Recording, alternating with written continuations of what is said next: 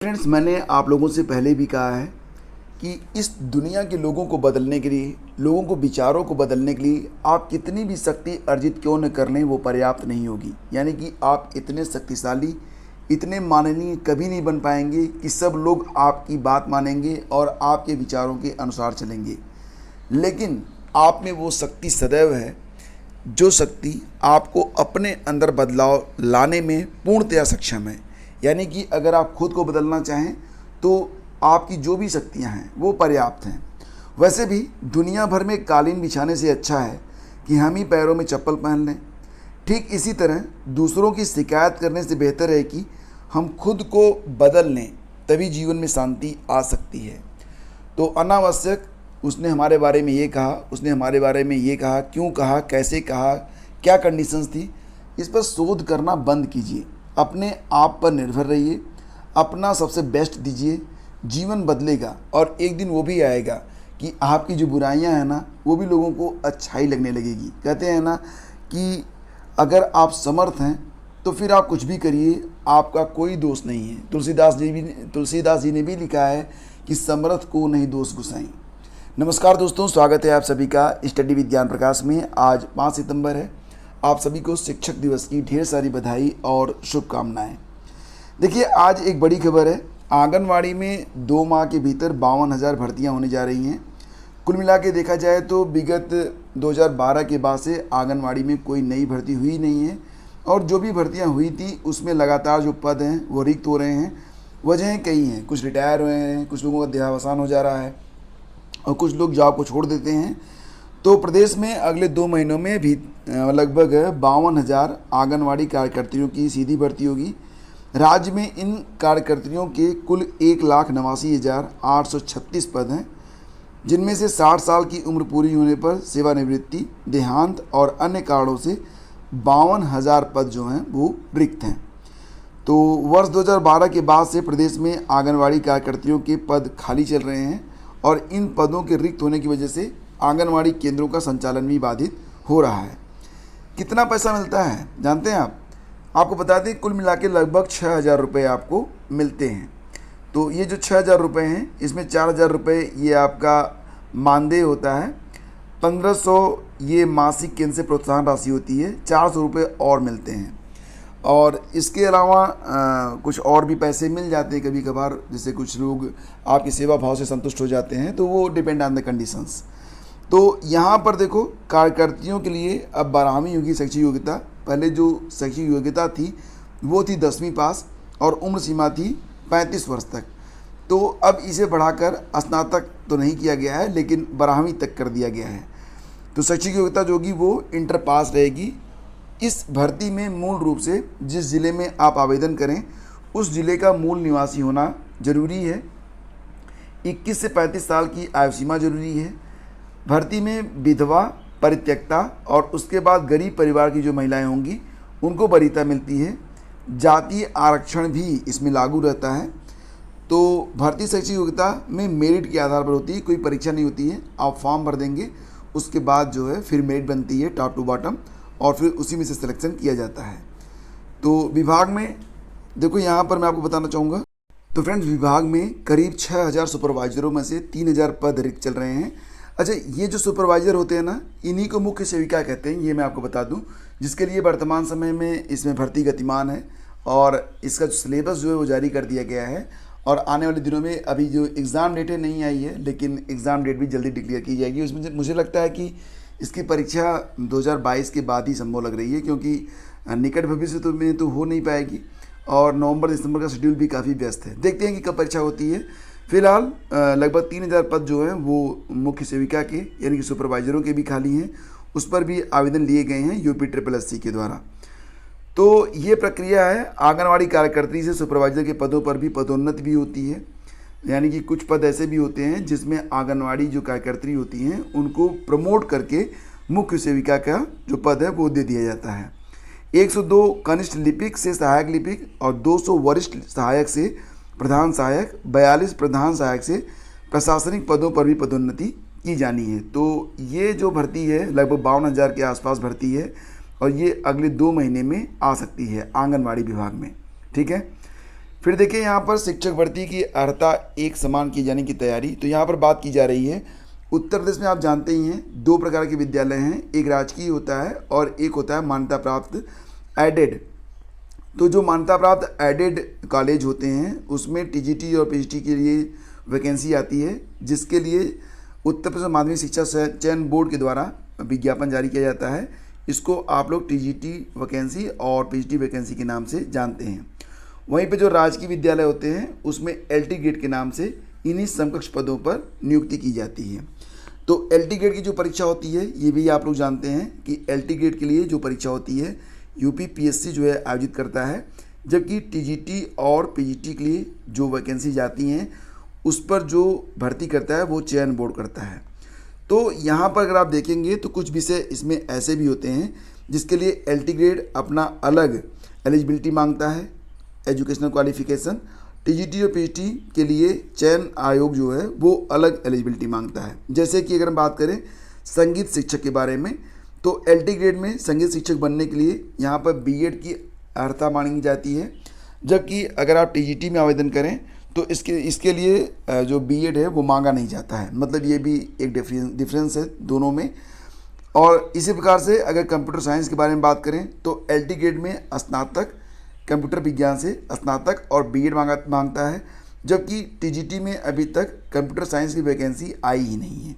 इसके बाद देखें तो हिंदी में आयोग ने इंटर में संस्कृत के साथ हिंदी से बीए और बीएड की अर्हता रखी है एलटी ग्रेड में, जबकि टीजीटी में देखा जाए तो 2 क्वालिफिकेशन रखी गई है। पहली क्वालिफिकेशन ये है कि आपका जो इंटर है, इंटर में संस्कृत हो और बीए में आपने अगर हिंदी पढ़ी है और बीएड है तो आप आवेदन कर सकते हैं। दूसरी एलिजिबिलिटी होती है कि अगर इंटर में संस्कृत नहीं भी हो तो कोई बात नहीं, बीए में आपके दोनों विषय होने चाहिए। यानी कि बीए में अगर आप हिंदी और संस्कृत पढ़े हैं तो आप आवेदन कर सकते हैं। तो ये भी एक विसंगति है। कला में भी है और अंग्रेजी में भी है। तो इस प्रकार से ये जो विसंगतियां हैं इसको दूर करने की बात कही जा रही है, ताकि आने वाला जो विज्ञापन है एलटी ग्रेड का उसमें वे अभ्यर्थी भी आवेदन कर सकें जो लोग टीजीटी और पीजीटी के लिए योग्य माने जाते हैं। कई बार ऐसा होता है ना कि टीजीटी में आवेदन कर सकते हैं लेकिन एलटी में आवेदन नहीं कर सकते हैं, क्योंकि दोनों की जो एजुकेशनल क्वालिफिकेशन है वो अलग अलग रखी गई है। तो इनको एक समान करने की बात अब कही जा रही है और इसको जो है एक्सेप्ट भी किया गया है कि आने वाले दिनों में, क्योंकि दोनों ही पद समान हैं, दोनों ही पद एक ही प्रदेश के हैं, दोनों पर जो सैलरी मिलती है वो भी समान है। फ़र्क बस इतना है कि जो टीजीटी पीजीटी की वैकेंसी होती है ये मैनेजमेंट वाले कॉलेजों में होती है और जो एलटी ग्रेड की भर्ती होती है वो राजकीय विद्यालयों में होती है। तो बस इतना सा फ़र्क होता है। तो एजुकेशनल क्वालिफिकेशन में फ़र्क नहीं होना चाहिए और हो सकता है कि आने वाले दिनों में ये जो फ़र्क है इसको भी दूर किया जा सकता है। और देखिए आपको बता दें कि प्रिंसिपल के पद पर भर्ती का जो विज्ञापन आया था, यूपी पीएससी ने विज्ञापन जारी किया था, ये विज्ञापन फिलहाल निरस्त कर दिया गया है। तो संयुक्त सचिव विनोद कुमार सिंह के अनुसार इस पद की अनिवार्य शैक्षिक अर्हता में इंडियन नर्सिंग काउंसिल नई दिल्ली की 5 जुलाई 2021 को जारी अधिसूचना के तहत संशोधन के मद्देनज़र शासन के अनुरोध पर संबंधित विज्ञापन निरस्त किया गया है। ये विज्ञापन हो सकता है कि दोबारा से जारी किया जाए। इसके बाद मदरसों के बारे में बात कर लेते हैं। तो मदरसों के बारे में शिक्षक भर्ती जो होती है तो उस पर सुप्रीम कोर्ट का एक डिसीजन आया है और डिसीजन ये आया है कि जो मदरसे हैं उनमें क्या पढ़ाया जाता है, क्या नहीं पढ़ाया जाता है और उनको कितना अनुदान मिलता है, सारी चीज़ें जो हैं वो सरकार को पता रहनी चाहिए। इसलिए जो शिक्षक भर्ती होगी उस पर भी जो है, मतलब ऐसा नहीं कि मनमानी तरीके से शिक्षक भर्ती होगी, शिक्षक भर्ती पर भी सरकार अपना कंट्रोल रख सकेगी। तो सुप्रीम कोर्ट ने कहा है कि सहायता प्राप्त अल्पसंख्यक शिक्षण संस्थान, स्कूल, कॉलेज अपनी मर्जी से शिक्षकों की नियुक्ति नहीं कर सकते। सरकार उन्हें योग्य और उपयुक्त शिक्षक देती है तो उन्हें उनकी नियुक्ति करनी होगी। यह फैसला सुनाते हुए शीर्ष अदालत ने पश्चिम बंगाल मदरसा सेवा आयोग कानून 2008 को वैध घोषित कर दिया है। तो कलकत्ता हाई कोर्ट ने मदरसा सेवा आयोग कानून की धारा 8, 10, 11, 12 को असंवैधानिक ठहराते हुए निरस्त कर दिया था। कहा था कि ये प्रावधान संविधान के अनुच्छेद 30(1) का उल्लंघन है, जिसमें अल्पसंख्यकों को शिक्षण संस्थाओं की स्थापना और उनके प्रशासन का अधिकार है। तो हाई कोर्ट के आदेश को पश्चिम बंगाल सरकार और कुछ उम्मीदवारों ने सुप्रीम कोर्ट में चुनौती दी थी, जिन्हें सेवा आयोग ने मदरसों के लिए नामित किया था। इसके बाद मजना हाई मदरसा और अन्य ने फिर से सुप्रीम कोर्ट में रिट याचिका दायर की, जिसे जस्टिस सुधांशु धूलिया की पीठ ने खारिज कर दी। पीठ ने कहा कि रिट याचिका पूरी तरह से गलत है। तो मतलब यहाँ पर ये है कि अब जो मदरसे हैं उनमें भी अगर देखो, यहाँ पर एक बात और भी है, शिक्षकों और गैर शिक्षकों की नियुक्ति करना अल्पसंख्यक संस्थानों के अधिकारों का उल्लंघन नहीं है। शिक्षकों का प्रशासनिक और अनुशासन से जुड़ा नियंत्रण तो संस्थानों के पास ही रहता है। सेवा आयोग अधिनियम के प्रावधान को अपनाने में सभी नामांकन वैध और लागू करने योग्य हैं।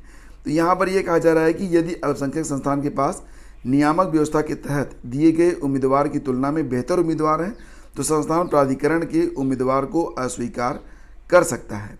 यदि शिक्षा प्रदान करने के लिए आयोग द्वारा नामित व्यक्ति ज़्यादा योग्य और उपयुक्त है तो अल्पसंख्यक संस्थान उसे अस्वीकार करके संस्था को उत्कृष्टता प्राप्त करने में बाधक बनेगा और इस प्रकार कोई भी अस्वीकृति संविधान के अनुच्छेद 30(1) के तहत संरक्षित अधिकारों के दायरे में नहीं होगी। तो ये बात कही गई है शिक्षक भर्ती जो होगी मदरसों में, उसके संबंध में सुप्रीम कोर्ट के द्वारा। तो चलिए आगे बढ़ते हैं और यहाँ पर अगली खबर है कि करियर के लिए दिन भर पढ़ाई, आधी रात बाद हो रही पेट पूजा। तो बहुत सारे स्टूडेंट ऐसे हैं जो कि प्रयागराज में रहते हैं और वो 12 बजे के बाद ऑर्डर करते हैं। आजकल आपको पता है कि फूड डिलीवरी करने वाली बहुत सारे होटल और कंपनियां हैं और ये जो फूड डिलीवरी बॉय हैं वो रात में लगभग 2 बजे तक घूम घूम के ये जो स्टूडेंट हैं इनको खाना पहुंचा रहे हैं और ये भी माना जा रहा है कि आधी रात के बाद प्रतिदिन लगभग 2500 ऑर्डर इनको मिलते हैं।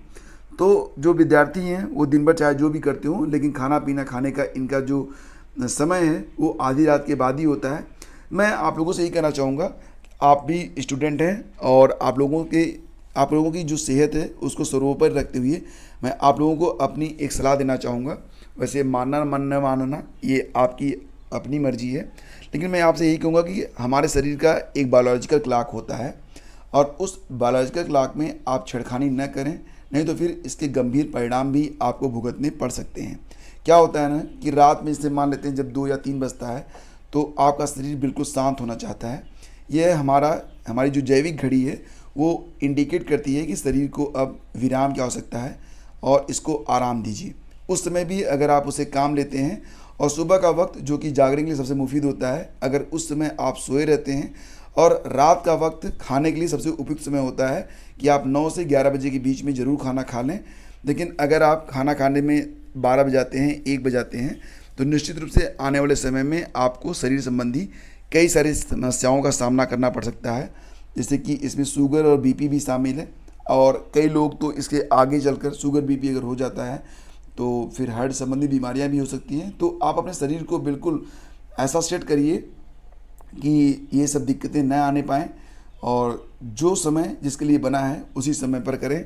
पढ़ाई के लिए जो वक्त निकालें, जब सबसे ज़्यादा ऊर्जा आपके बॉडी में हो तब के लिए निकालें। ऊँग ऊँग कर पढ़ाई ना करें और जब आप बिल्कुल फ्रेश हों उस समय पढ़ें और वो समय कौन सा होगा इसके लिए आप खुद ही डिसाइड करें।